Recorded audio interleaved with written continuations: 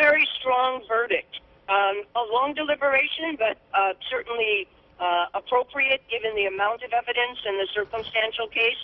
But it is a first degree on the basis of extreme atrocity and cruelty.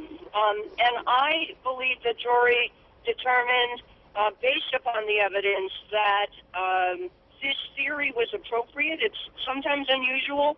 They do have to find intent to kill. They have to find malice, but they found for first degree that some factors involved in the murder of Odin Lloyd involved extreme atrocity and cruelty.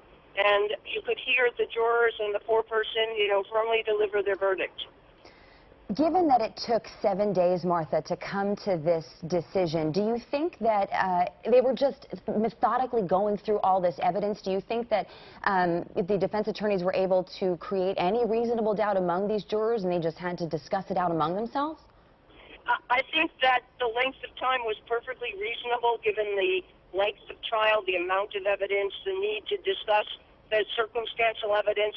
And the question for me always was, would this jury have a reasonable doubt or find that the prosecution hadn't proven its case?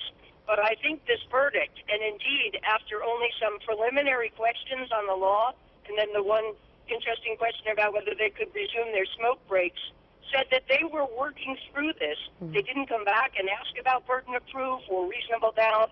And it says to me that this jury did its job. They worked hard. But I think they understood and were able to deliberate together uniformly that this was a first-degree murder verdict. And we know that after the judge meets with the jurors that sentencing will begin. Can you talk to us a little bit about what happens next for Aaron Hernandez? We know that he's facing another 2 murder charges out of Boston. So really, either way, is he behind bars? Yes, and the judge does not have discretion with a first-degree murder verdict for sentencing. She may put off the sentencing date. He will still be held. But as a practical matter, she has to sentence him to life without parole. Obviously, all of that will be set for appeal, but it means in the short run and certainly for the very foreseeable future, Aaron Hernandez is going to be behind bars. And how does this affect that other trial? He will be a convicted felon. He will be a convicted murderer at the time that case goes to trial. But that would only be before that jury if he were to testify. That's unlikely. He did not testify in this trial. I can't imagine that he would in that.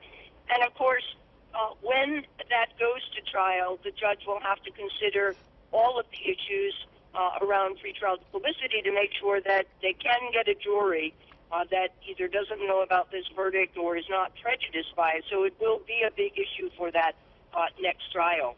Martha, what do you think the role, if any, the decision by the defense attorney, James Sultan, to, in his closing statement, say that, yes, Aaron Hernandez was there when this happened. That was a bit of a surprise to all of us. What do you think that decision may have played in this verdict, if anything?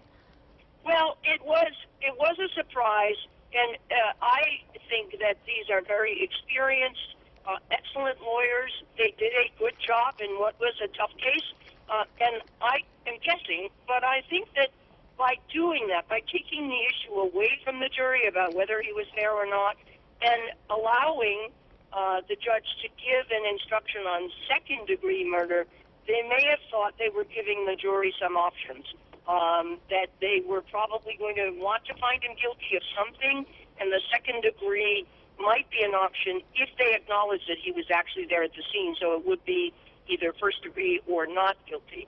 That was a calculated call on their part. I think it was probably a reasonable one, but as we see by this verdict, the jury didn't seem to have a reasonable doubt, either by the questions they asked or by this verdict, that Aaron Hernandez is guilty of first-degree murder. We heard the term circumstantial evidence a lot throughout this trial. What do you think it was exactly, or if there even was anything exactly, that the prosecution did to make the jury sway this way?